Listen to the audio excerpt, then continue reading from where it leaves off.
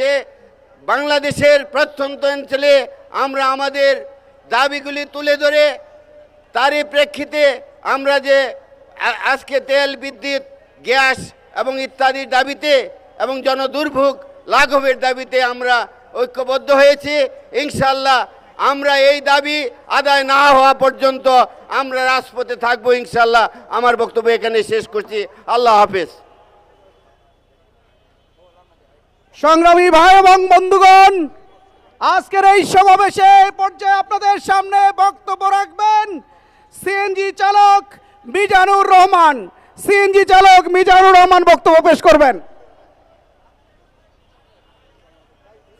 আউযু বিল্লাহি মিনাশ শাইতানির রাজিম। বিসমিল্লাহির রহমানির রহিম। জুলাই বিপ্লবে আজকের এই আলোচনা সভার উপস্থিত সম্মানিত সভাপতি এবং অন্যান্য নেতৃবৃন্দ এবং 11 দলীয় আজকের এই সমাবেশে দেশের এক সংকটময় সময়ে আমি একজন ক্ষুদ্রতম সাধারণ সিএনজি চালক। দীর্ঘ আজ প্রায় 2 সপ্তাহ যাবত যে গ্যাস সংকট শুরু হয়েছে, আপনারা হয়তো লক্ষ্য করে দেখেছেন ঢাকা মহানগরীতে আমরা জীবিকা নির্ভরের জন্য যে সিএনজি চালাই 5 ঘন্টা, 7 ঘন্টা, 8 ঘন্টা লাগে আমাদেরকে সিএনজি নিতে। যে সিএনজি নিতে যে 8 ঘন্টা সময় লাগে, এই 8 ঘন্টা সময়ের মধ্যে আমরা গ্যাস নিতে যে আমরা পারি না আমাদের রুটি রুজি করে আমাদের সন্তানদের মুখে 2 মুঠো ডাল ভাত দিতে। আমরা এখন বড় বিপদ মুহূর্তে, এই সংকট মুহূর্তে আমি আশা করি মাননীয় প্রধানমন্ত্রী উনি অবশ্যই এই গ্যাস সংকট নিরসন করবেন। আর যদি গ্যাস সংকট নিরসন না করতে পারেন তাহলে গ্যাস টোটালি বন্ধ করে দেখ, কারণ তাহলে আমাদের মালিকের জমা দিতে হবে না। আর বিশেষ করে আমরা যে সংকটে ভুগতেছি, বাসাতেও বর্তমানে গ্যাস নাই। বাসা বাড়িতে গ্যাস না থাকার কারণে আমাদের হোটেল থেকে খাবার কিনে নিতে হয়। এক পর্যায়ে বলতে হয় আমার মতন এই সিএনজি চালক আমাদের বাসা বাড়িতে খাবার না নিতে পেরে আমাদের সন্তানেরা বর্তমানে অনাহারে অর্ধাহারে আছে। তাই আজকের এই জনসমাবেশে আমি আপনাদের কাছে দাবি জানাই, সরকারের প্রতি একটু অনুরোধ করি যে আপনারা দয়া করে মেহেরবানি করে এই গ্যাস সংকট যদি দাম বাড়াতে হয় তেলের মতন সিন্ডিকেট না করে দাম বাড়াই দেন, কিন্তু তবু আমাদের আর কষ্ট দিয়েন না। আমরা কষ্ট করতে করতে আর সহ্য করতে পারছি না। আপনারা গ্যাস পাম্পে যায় দেখেন যে কি পরিমাণ সিরিয়াল। তাই আমি অনুরোধ করব যদি তেলের মতন বিরোধী দলের কাছেও যদি আজকে আবারও সেই সংকট মুহূর্তে আবারও যদি তারা ভূমিকা রাখে তাহলে আমার মনে হয় গ্যাস সংকট ঠিক হয়ে যাবে। তাই আমি আমার এই সংক্ষিপ্ত কথা এখানে শেষ করছি। আসসালামু আলাইকুম রহমতুল্লাহ।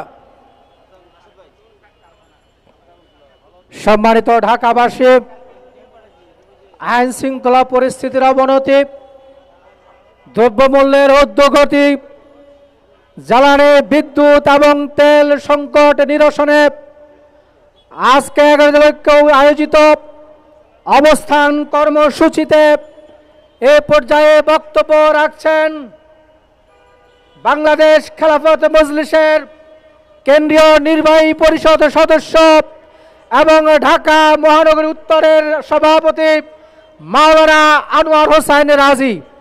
বক্তব্য রাখছেন মাওলানা আনোয়ার হোসাইন রাজি। আসসালামু আলাইকুম ওয়া রাহমাতুল্লাহি ওয়া বারাকাতুহু। সংগ্রামী উপস্থিতি,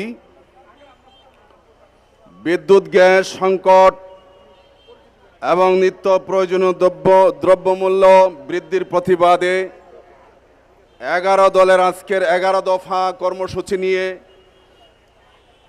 আমরা আপনারা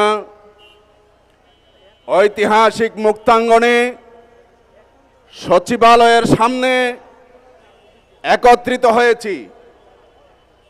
আমি আপনাদেরকে বলতে চাই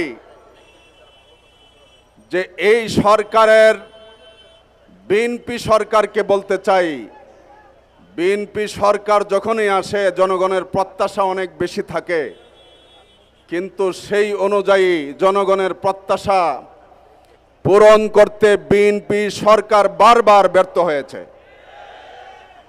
শুধু তারেক জিয়া নয়, 2001 সাল থেকে 6 সাল পর্যন্ত যে সরকারটা ছিল, মনে করে দেখুন, আমরা 1 ঘন্টা বিদ্যুৎ পাইলে 3 ঘন্টা বিদ্যুৎ পাই নাই। ঢাকার মানুষ অতিষ্ঠ হয়ে উঠেছিল। আজকে বিদ্যুতের কি পরিস্থিতি! গত সপ্তাহে আমি গ্রামের বাড়িতে গিয়েছিলাম পরিবার নিয়ে, আমার ছোট একটা বাচ্চা আছে, আমি অতিষ্ঠ হয়ে গেছি। গ্রামে বিদ্যুৎ বলতে থাকেই না, বলতে গেলে শহরেও থাকে না।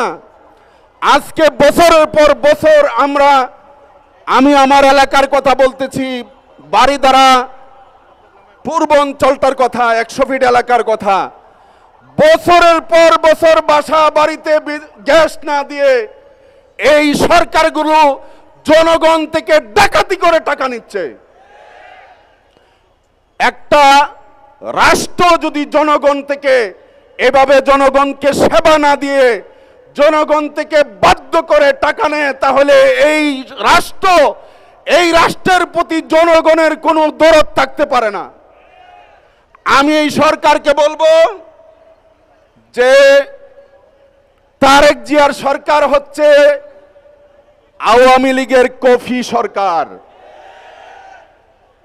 যে সব জায়গায় দুর্নীতি হতো, তারেক জিয়ার সরকারের আমলে এর চেয়ে বেশি দুর্নীতি হচ্ছে। যে সমস্ত জায়গায় চাঁদাবাজি হতো, আমরা তৃণমূলে কাজ করি, জনগণের কথা, দোকানদার ব্যবসায়ীদের কথা, আওয়ামী লীগকে তারা অ্যাডভান্স করে ফেলেছে চাঁদাবাজির ক্ষেত্রে। আজকে দোকানে দোকানে, পাড়া মহল্লায়, ফুটপাতে, এমনকি সিএনজি অটো রিক্সাগুলো, প্রত্যেকটা সেক্টর এখন চাঁদাবাজির আওতায় চলে এসেছে। আমরা জনগণ চাঁদাবাজদের খপ্পরে পড়ে গেছি। আমি এক কথা বলে শেষ করতে চাই, গ্যাস আমরা জনগণকে নিয়ে সারা দেশে স্লোগান তুলব। আপনি যদি এই সমস্যাগুলো সমাধান না করেন, এই সরকার যদি এই সমস্যাগুলো সমাধান না করে, তাহলে আমরা জনগণকে নিয়ে স্লোগান তুলব, গ্যাস, পানি, বিদ্যুৎ দে, নইলে গদি ছেড়ে দে। সংগ্রামী ভাই এবং বন্ধুগণ, আজকের এই অবস্থান কর্মসূচিতে আর কিছুক্ষণের মধ্যেই আমাদের মাঝে এসে উপস্থিত হবেন 11 দলের ঐক্যের অন্যতম শীর্ষ নেতা, মহান জাতীয় সংসদের মাননীয় বিরোধী দলীয় নেতা, বাংলাদেশ জামাত ইসলামীর সংগ্রামী আমিরে জামাত, বিশ্ব ইসলামী আন্দোলনের অন্যতম নেতা, জননেতা জনাব ডাক্তার শফিকুর রহমান এমপি আমাদের মাঝে এসে উপস্থিত হয়েছেন। বাংলাদেশ জামাত ইসলামীর সংগ্রামী সহকারী সেক্রেটারি জেনারেল, বাংলাদেশ ইসলামী ছাত্র শিবিরের সাবেক কেন্দ্রীয় সভাপতি, বাংলাদেশ জামাত ইসলামী কেন্দ্রীয় নির্বাহী পরিষদের অন্যতম সদস্য, সিরাজগঞ্জ উল্লাপাড়া আসন থেকে বিপুল ভোটে নির্বাচিত মাননীয় সংসদ সদস্য জননেতা জনাব মাওলানা রফিকুল ইসলাম খান এমপি আমাদের মাঝে এসে আরো উপস্থিত হয়েছেন। আমার বাংলাদেশ এবি পার্টির সংগ্রামী নেতা জনাব ব্যারিস্টার আসাদুজ্জামান ফুয়াদ। আমরা আজকের এই প্রোগ্রাম থেকে নেতৃবৃন্দকে ধন্যবাদ, কৃতজ্ঞতা জানাচ্ছি। সংগ্রামী ভাই এবং বন্ধুগণ, আপনারা বিভিন্ন দাবি দাবা সম্মিলিত যে প্ল্যাকার্ডগুলো নিয়েছেন, প্ল্যাকার্ডগুলো একটু জাগান তো একসাথে সবাই দেখি। প্ল্যাকার্ডগুলো একসাথে জাগান সবাই, যাদের হাতে প্ল্যাকার্ড আছে প্ল্যাকার্ডগুলো একসাথে জাগান। আমরা সরকারকে বলতে চাই, এগুলো প্ল্যাকার্ড নয়, এগুলো আমাদের অন্তরের কথা, 18 কোটি মানুষের দাবির কথা। এই দাবি মানতে হবে, নইলে গদি ছাড়তে হবে। আমার সাথে বলেন, এই দাবি মানতে হবে, এই দাবি মানতে হবে, এই গদি মানতে হবে। সংগ্রামী ভাই এবং বন্ধুগণ, এই প্ল্যাকার্ডগুলো এখন ডানে বামে দিয়ে দিবেন। মাঝখানে যারা বসেছেন, প্ল্যাকার্ডগুলো ডানে বামে যারা দাঁড়িয়ে আছেন তাদের হাতে প্ল্যাকার্ডগুলো পৌঁছে দেবেন। আর না হলে প্লাকার্ড নিয়ে আপনি